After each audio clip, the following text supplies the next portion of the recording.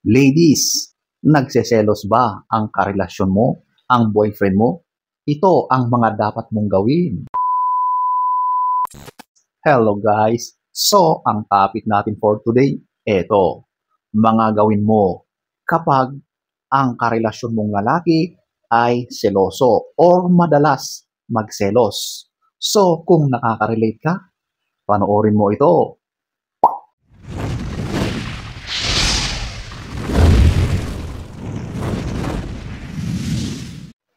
So, eto ating alamin. Number 1, eto yung communicate openly. Ito talaga ang pinaka-the best na remedy.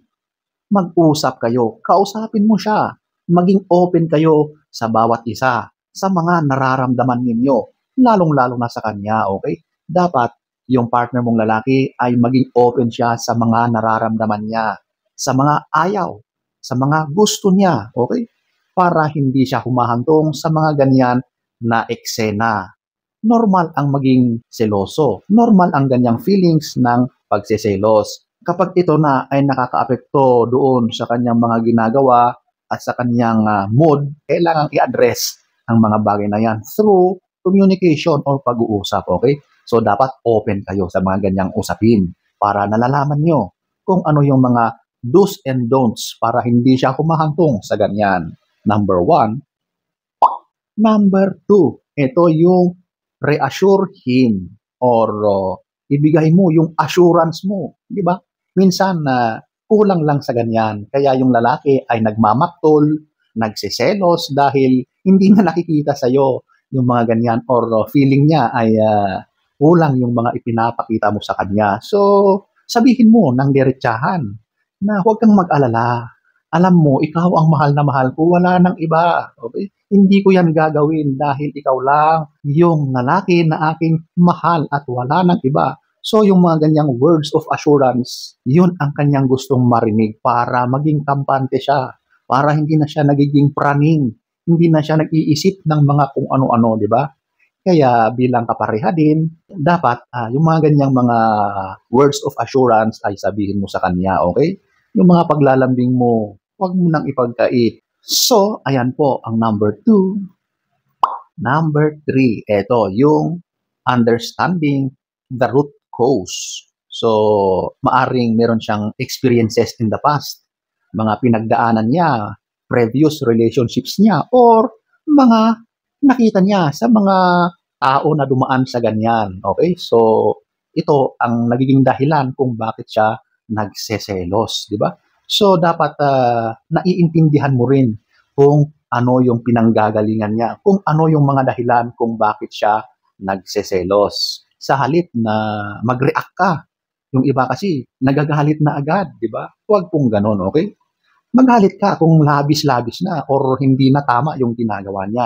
Pero kapag selos-selos lang naman, yung alam mo na parang nagmamaktol, nag-iinarte, ayun, dapat naiintindihan mo kung ano rin yung pinanggagalingan ng partner mo. So maaring talagang meron niyang mga gustong ma-address na mga issues para siguro makampante siya.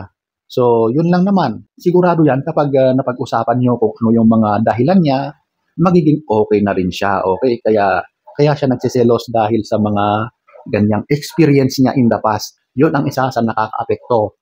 Yung root cause kung bakit siya nagsiselos.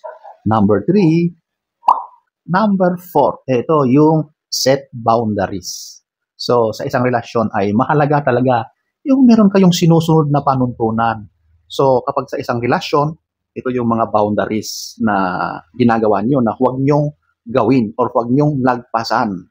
Meron kayong limit. Okay? So, kapag sinusunod nyo yung mga iyon, yun ang nagiging protection sa inyong dalawa para hindi kayo makagawa ng hindi tama or yan na yung covenant. Yan talaga yung ginawa nyo para meron kayong sinusunod sa inyong dalawa, sa inyong relasyon. So kung ano man yung isinet nyong boundaries, dapat tinutupad nyo at nirerespeto nyo yung sinet nyo na boundaries na yan. Mahalaga yan sa isang relasyon. So, yan po ang number 4. Number 5, ito yung be transparent. Napakahalaga din ito sa isang relasyon. Ibig sabihin, ikaw ay totoo sa inyong relasyon. lahat ng nangyayari is open ka. Sinasabi mo sa kanya. Ibig sabihin, hindi ka nagtatago, wala kang lihim, hindi ka nagsisinungaling. Napakahalaga yan sa isang relasyon, yung transparency, mapalalaki or babae. Siyempre, paano ka magtitiwala sa partner mo kung ikaw mismo ay hindi ka naman transparent, kung ikaw naman ay maloko, marami kang ginagawang kababalaghan. Yung trust na yan, kapag yan ay basag na, nawala na, mahirap nang ibalik yan, okay? Di ba may kasabihan na kapag yung isang basag na jar or baso, hindi mo na yon maibabalik sa dati kahit pa anong ganda yung pag-ayos mo ibalik, wala na. Andun yung mga lamat, ganun po yun. So mahalaga ang pagiging totoo, transparent sa partner mo para yung pagsiselos niya ay mapawi. Number 5. Number 6, avoid comparisons. Naku, huwag mong gawin yan.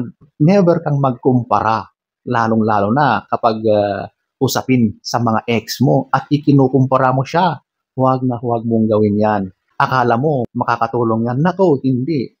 Yung pagsiselos niya, lalong ginagatungan mo pa yan. Sa halip na selos lang, mas lalong magiging problematic ang relasyon nyo kapag inuungkat mo pa yung mga previous na relationships mo. So, never compare. Kahit kanino. The best dyan is mag-usap kayo. Ayusin nyo kung ano yung root cause ng problema. Hindi yung magkumpara. Kasi wala talagang maidudulot yung comparison na yan, okay? Each individual ay unique.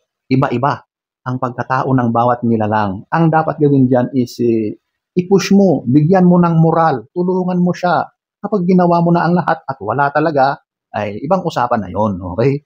So, never compare your partner to anyone, anybody, okay? So, ayan po ang number 6.